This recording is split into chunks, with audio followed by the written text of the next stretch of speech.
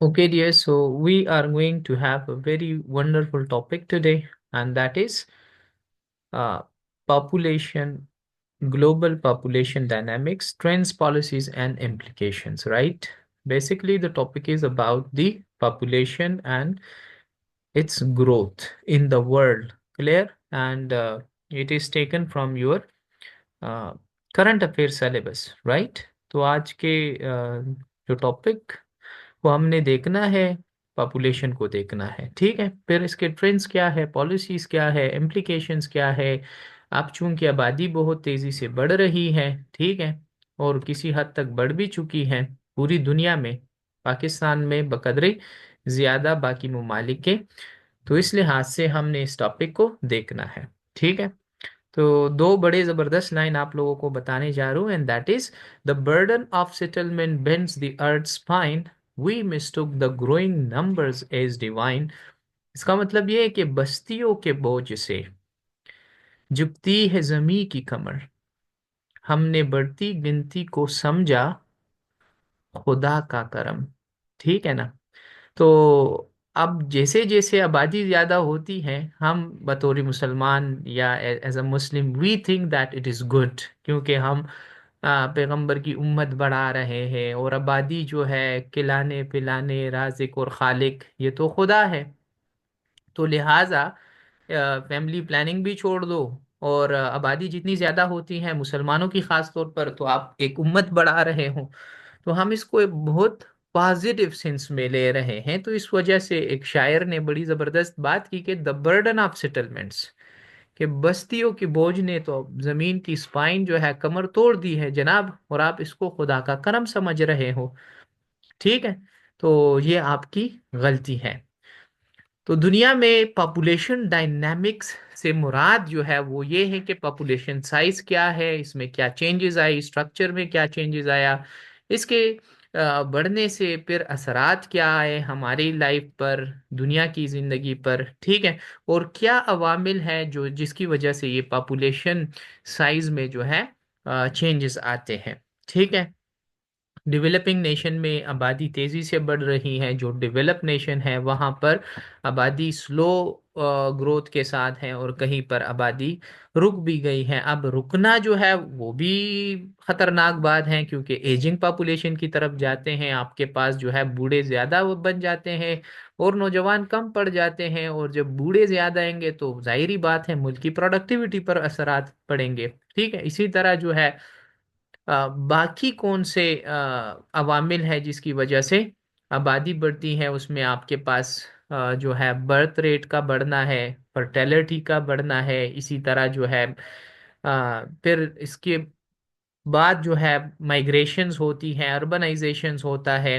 दुनिया में जो है इसके कई पॉजिटिव और नेगेटिव असरात आ जाते हैं दोनों। ठीक है, तो जब हम ग्लोबल लेवल को ले लेते हैं तो इसके बड़े असरात हैं, वो इकोनॉमिक भी हो सकते हैं। एक मुल्क की आबादी जितनी ज्यादा होगी उसकी इकोनॉमी भी बेहतर होगी, लेकिन अगर वो मुल्क उसको नहीं संभाल सकता, जैसे इंडिया और पाकिस्तान को ले ले, तो फिर उसके लिए जो है ये बजाय इसके कि सरमाया बन जाए, ये वबाल बन जाता है, क्योंकि आप फिर जॉब नहीं दे सकते, आप लोगों को तालीम नहीं दे सकते, आप लोगों को अच्छी सेहत नहीं दे सकते। तो उसके अपोजिट साइड पर आपके पास जो है रिजल्ट में टेररिज्म मिल जाता है, अनएम्प्लॉयमेंट मिल जाता है, और जो है जेंडर इनइक्वालिटी के मसाइल जन्म लेते हैं। तो दुनिया में उन ममालिक में जहां पर जो है बढ़ती आबादी, जिसको हम फिर ह्यूमन कैपिटल कहते हैं, फायदा मंद साबित होता है, पाकिस्तान, इंडिया जैसे ममालिक, बांग्लादेश जैसे ममालिक में अगर यहाँ पर आबादी बढ़ती है, बेतहाशा बढ़ती है, तो इनके पास जो है संभालने के लिए इनके पास रिसोर्सेज नहीं होते, और इसका अपोजिट फिर यही निकलता है कि क्राइम्स बढ़ते हैं, पावर्टी बढ़ती है, इनइक्वालिटीज बढ़ती हैं, अमीर गरीब का के दरमियान जो फर्क है वो बढ़ता है, सोशल अनरेस्ट बढ़ता है, पॉलिटिकल इंस्टेबिलिटी बढ़ती है। तो कई ज्यादा मसाइल ऐसे हैं कि फिर सोसाइटी में जन्म लेते हैं।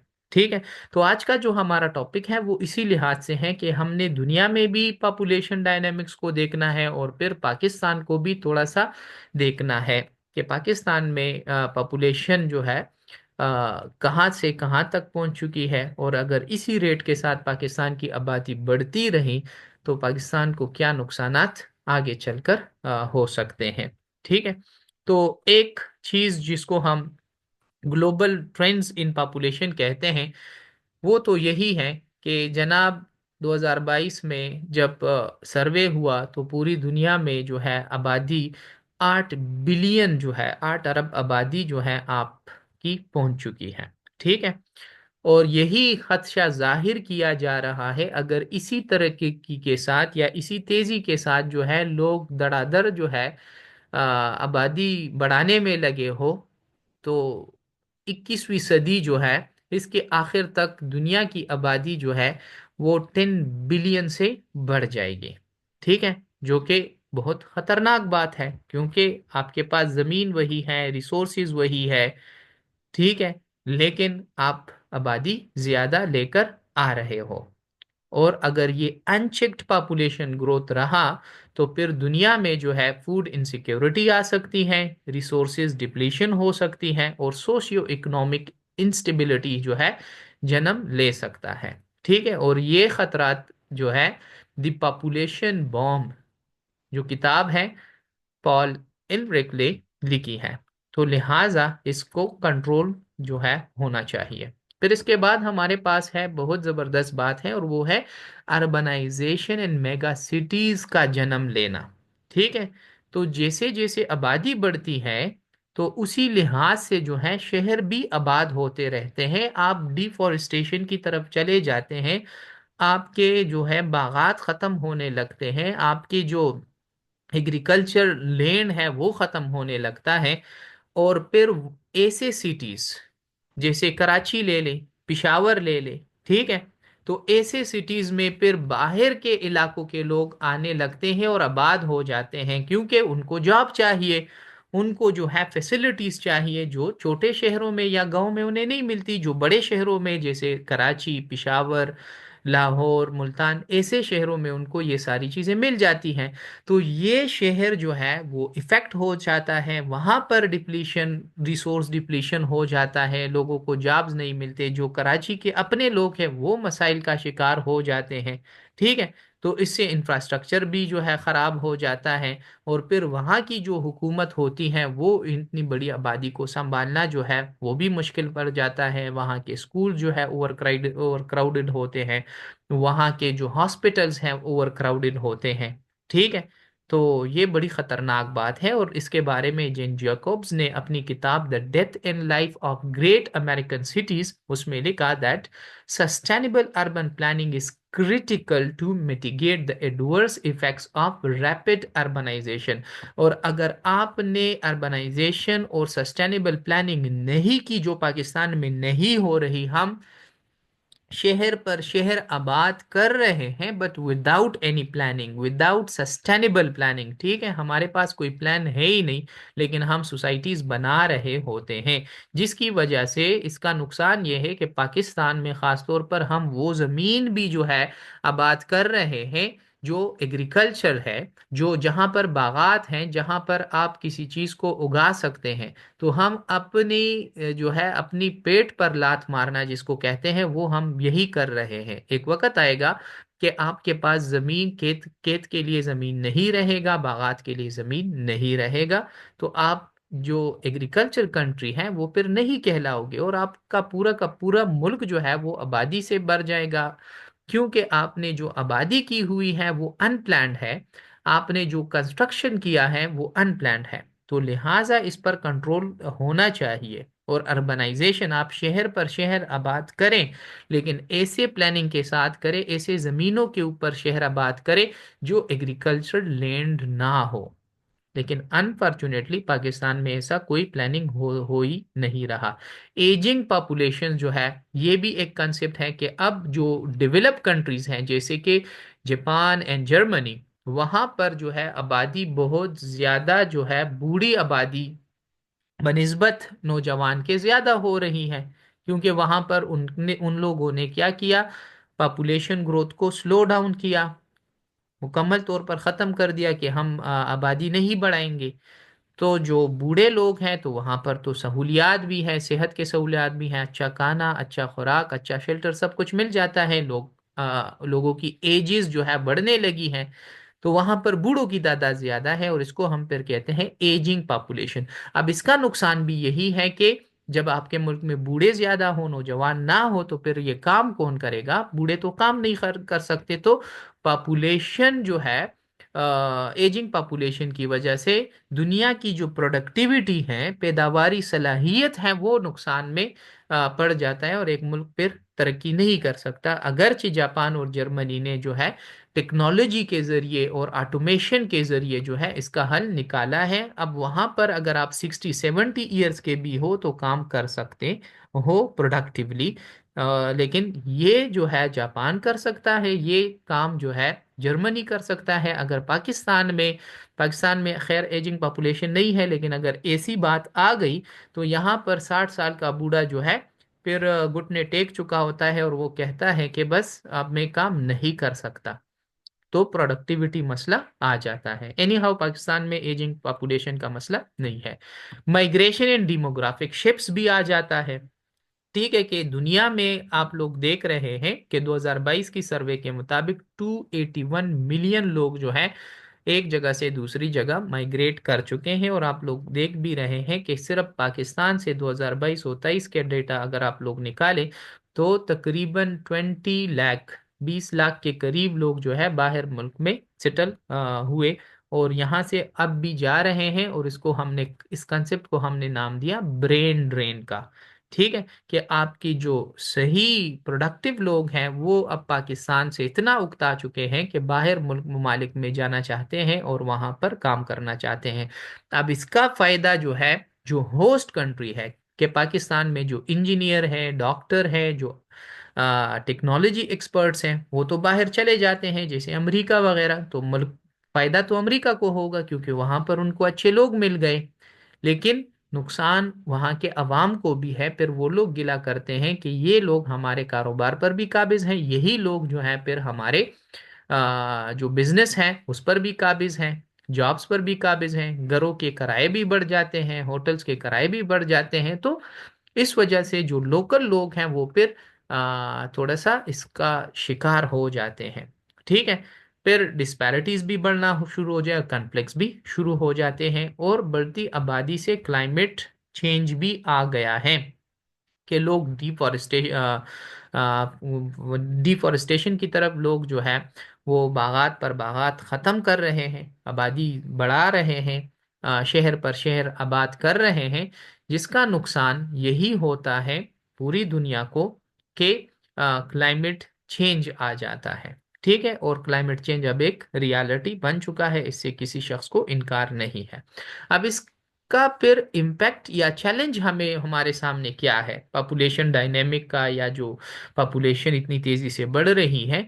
तो एक स्टडी के मुताबिक एक तो ये है कि इकोनॉमिक स्ट्रेन आ जाता है, आपकी इकोनॉमी इफेक्ट होती है। जैसे पाकिस्तान में आया है कि पॉपुलेशन बढ़ने की वजह से यहाँ पर अनएम्प्लॉयमेंट भी बढ़ गया है। ठीक है, और एक एक इकोनॉमिक डिस्पैरिटी जो है वो क्रिएट हो गई है कि कुछ लोग जो है वो तो अमीर से अमीरतर होते जा रहे हैं और कुछ लोगों को जो है दो वक्त का खाना भी नसीब नहीं हो रहा। इसके साथ जो है एक इम्पैक्ट इन्वायरमेंट पर भी आता है और वो ये है कि डिफॉरेस्टेशन हो जाती है, वाटर स्कैर्सिटी आती है और पोल्यूशन बढ़ जाता है।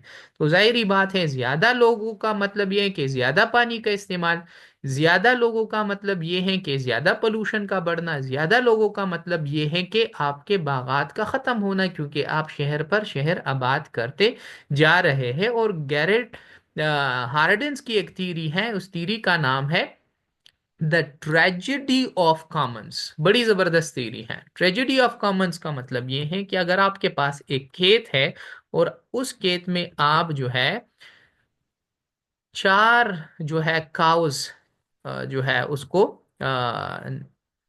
नर्चर करा रहे हो, मतलब कुछ खिला पिला रहे हो, तो जाहिर बात है उसका तो कुछ। लेकिन अगर आपके पास वही खेत है और आपके जानवर 8 बन जाए, फिर 16 बन जाए और फिर 32 बन जाए, तो फिर वो खेत जो है अगर ये सबका हो जाए, 4 एनिमल्स की बजाय सब एनिमल्स का हो जाए, तो किसी के हिस्से में कुछ भी नहीं आएगा और सारे एनिमल्स जो है उस खेत में फिर जो है अपना हिस्सा पूरा नहीं ले पाएंगे। उसकी सेहत भी खराब होगी और शायद कुछ मर भी जाए। ठीक है। तो ये ट्रेजेडी ऑफ कॉमन्स थ्योरी जो है गैरेट ने हमें दे दी और उसने कहा कि यही सब कुछ आप ओवर पॉपुलेशन या बढ़ती हुई आबादी पर अप्लाई कर सकते हैं। ठीक है। तो आपके रिसोर्सेज तो वही हैं और अगर आप यही रिसोर्सेज शेयर करते हो ग्रोइंग पॉपुलेशन की वजह से तो फिर आपका माहौल जो है इकोलॉजिकली वो कोलैप्स कर जाएगा। इसी के साथ जो है सोशल एंड पॉलिटिकल अनरेस्ट भी आता है। जितनी जितनी ज्यादा पॉपुलेशन बढ़ेगी इनइक्वालिटी भी बढ़ेगी। पब्लिक सर्विसेज जो है वो भी मुतासिर होंगे। जैसे मैंने अभी कहा कि आपको फिर आपका गवर्नमेंट अच्छा तालीम नहीं दे पाता, अच्छा स्कूल नहीं दे पाता, फिर जो है अच्छा हॉस्पिटल नहीं दे पाता और जो मैन पावर इन तमाम चीज़ों को संभालने के लिए होता है वो भी नहीं दे पाता। तो स्ट्रेन पब्लिक सर्विसेज जो है वो भी बढ़ जाते हैं और एक किस्म का अनरेस्ट जो है वो शुरू हो जाता है। हर एक अपने हुकूमत से थोड़ा सा उकता जाता है जैसे अभी पाकिस्तान में हो रहा है। पाकिस्तान में हुकूमत के पास इतने रिसोर्सेज नहीं है कि वो सबको जॉब दे सके, सबको अकोमोडेट कर सके और साथ में इतने रिसोर्सेज भी नहीं है कि सबको बिजनेस के लिए जो है एम्पावर करें। जॉब ना हो तो एटलीस्ट नौजवानों को कर्जे दे दे, पैसे दे दे, ठीक है, स्किल्स दे दे ताकि वो लोग खुद कोई काम कर सके।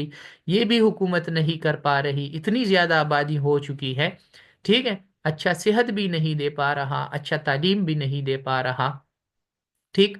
तो उससे क्या गया, एक अनरेस्ट आया और अब यहाँ का नौजवान या तो क्रिमिनल बन रहा है, जराइम में मुब्तला है और या मुल्क छोड़कर भाग रहा है।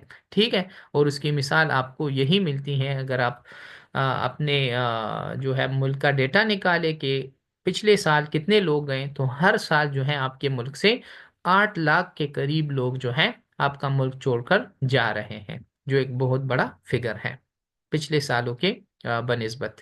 हेल्थ एंड एजुकेशन डिफिसिट तो जाहिर बात है, आबादी बढ़ती है तो फिर हुकूमतें जो है आपको सही सेहत और सही तालीम नहीं दे पाती। अब इसका हल क्या है, हम कहाँ से सीख सकते हैं? तो हम सीख सकते हैं बांग्लादेश से, जिसने अपनी आबादी, जिसका बर्थ रेट जो था 6.3 बर्थ पर वुमेन था। ठीक है, कि एक औरत 6 बच्चे लाती थी, फिर उसका जो है उस औरत को एजुकेट किया, फैमिली प्लानिंग का बता दिया, औरतों को काम में लेकर आए, उसको एम्पावर किया। ठीक है, कि आप सिर्फ बच्चे पैदा करने की मशीन नहीं है बल्कि आप जो है काम भी करें, किसी गारमेंट इंडस्ट्री में चली जाएं। ठीक है, किसी कारखाने में काम करे, जॉब करे। और जब बांग्लादेश ने ये मॉडल अपनाया तो वहां पर जो है एजुकेशन और माइक्रो फाइनेंसिंग के जरिए जो है औरतें इतनी एम्पावर हुई कि वो जो बर्थ रेट था इस मुल्क में वो खुद ब खुद कम हुआ और वो 2.0 पर आ गया। इसी के साथ हमारे पास एक और मिसाल मिलती है चाइना की, जो वन चाइल्ड पॉलिसी है। ये 1980 से लेकर ये 2015 तक ये वन चाइल्ड पॉलिसी के एक जो पेरेंट होगा वो सिर्फ और सिर्फ जो है एक बच्चा लेकर आएगा। एक से ज्यादा बच्चे पैदा करने की पॉलिसी जो है वो इसकी नहीं थी। अगरचे अब 2015 के बाद इसमें नरमी लाई गई है, आप 2 बच्चे भी ला सकते हैं, 3 भी ला सकते हैं, लेकिन इसको कंट्रोल करने का एक तरीका ये भी है। लेकिन इसमें थोड़ा सा नुकसान ये है कि फिर जब आप एक बच्चा ले आते हैं तो जेंडर इम्बैलेंस भी आ जाता है और आपके मुल्क में भी एजिंग पॉपुलेशन बढ़ जाता है। रवांडा ने जो है एक एक जबरदस्त मॉडल अपनाया। ठीक है, और उसने फिर सस्टेनेबल डेवलपमेंट की तरफ गए, अर्बनाइजेशन की तरफ, कि ऐसी अर्बनाइजेशन करें कि वो प्लान्ड हो और ऐसे इकदामात डेवलपमेंट के काम करें जो कि सस्टेनेबल हो। ठीक है, अच्छी सड़कें बनाएं, अच्छे रोड्स बनाएं, कारखाने लगाएं, ठीक है, लोगों को जॉब्स प्रोवाइड करें और वो शहर आबाद करें जहां पर आपका एग्रीकल्चर लैंड जो है मुतासिर ना हो। ठीक है। तो इस लिहाज से जो है इसने अपने आबादी को भी कंट्रोल किया और लोगों को जॉब्स भी प्रोवाइड की। और एक हमारे पास जापान है जो कि अब एजिंग पॉपुलेशन का जो तरीकेकार है कि एजेड लोगों को भी इसने प्रोडक्टिव बना दिया through life long learning and health innovation. ठीक है, एक ये तरीका, और दूसरा ये है कि इसने टेक्नोलॉजिकल जो इनोवेशंस है वो इतना बढ़ा दिया कि अब बूढ़े बूढ़ा शख्स भी जो है प्रोडक्टिवली काम कर सकता है। ठीक है, तो ये तमाम ऐसे ममालिक हैं जिससे हम बहुत कुछ सीख सकते हैं। अच्छा, इसके बाद हमारे पास वे फॉरवर्ड क्या है ताकि पाकिस्तान भी तरक्की करे और दुनिया भी जो है। तो एक चीज जो है लोगों को एजुकेट करना इस बारे में। ठीक है, जैसे अमर्त्य सेन ने कहा डेवलपमेंट एज फ्रीडम में, कि जब तक आप लोगों को एम्पावर नहीं करेंगे, उसको अच्छा हेल्थ केयर नहीं देंगे, तो आप हेल्थियर फैमिलीज जो है फिर उसको जो है इवन सोच भी नहीं सकते। तो बेहतर फैमिलीज के लिए, हेल्दी फैमिलीज के लिए लोगों को एजुकेट करना और उनके सेहत का ख्याल रखना ये लाजमी है। इसी तरह प्रोमोटिंग फैमिली प्लानिंग को जो है प्रमोट करे, लोगों को कंट्रासेप्शन जो है वो अवेलेबल बना दे। पाकिस्तान में तो लोगों को पता भी नहीं है कि कंट्रासेप्टिव्स है क्या चीज। अवेयरनेस अगर करे तो उसमें रिलीजन और ये सारी चीजें और कल्चर को बीच में ले आते हैं।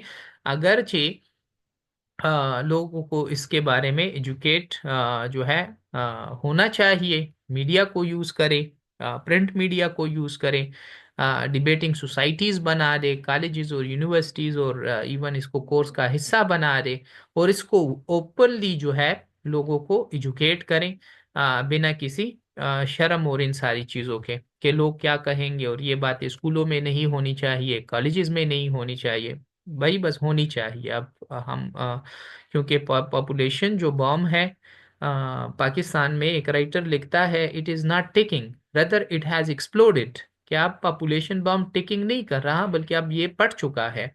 अगर हमने अब जो है स्टेप्स नहीं लिए, तो फ्यूचर में जाकर जो है हमारी आबादी चाइना से और इंडिया से भी बढ़ जाएगी, जो कि फिर पाकिस्तान जो है सस्टेन भी नहीं कर पाएगा। अर्बन प्लानिंग और इंफ्रास्ट्रक्चर, तो शहर आबाद करे जैसे मैंने कहा, क्योंकि जाहिर बात है अब तो आबादी बढ़ चुकी है, उनके लिए तो घर भी बनाना है, सड़कें भी बनानी है, हॉस्पिटल्स भी बनानी है।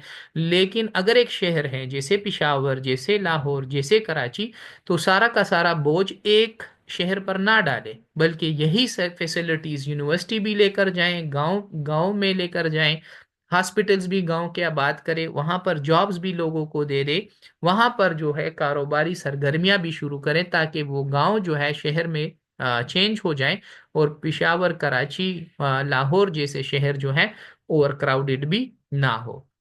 इन्वायरमेंटल कंजर्वेशन जो है, इन्वायरमेंट को कंजर्व करने के लिए रिन्यूएबल रिसोर्सेज जो एनर्जी है उसको अपनाएं, रिफॉरेस्टेशन करें। ठीक है, क्योंकि ये जो इम्पैक्ट पॉपुलेशन ग्रोथ की वजह से आया ये भी कंट्रोल हो। और ग्लोबल कोऑपरेशन, जब तक दुनिया कोऑपरेट नहीं करेगी, मिल बैठकर इस मसले का हल नहीं निकालेगी, तब जो है इसका हल एक मुल्क के पास नहीं है। ठीक है, क्योंकि ये जो है सिर्फ एक मुल्क का नहीं बल्कि पूरी दुनिया का मसला है, ये एक ग्लोबल इशू है। और ये जो है हमारे जो एसडीजीज हैं, सस्टेनेबल डेवलपमेंट गोल्स, ये उसका भी हिस्सा है। और किस तरह इसके साथ हमने डील करना है ये भी सबको पता है। तो अभी अगर आप लोगों का कोई क्वेश्चन है तो आप लोग क्वेश्चन कर सकते हैं। मेरी तरफ से आज के लिए इतना काफ़ी है।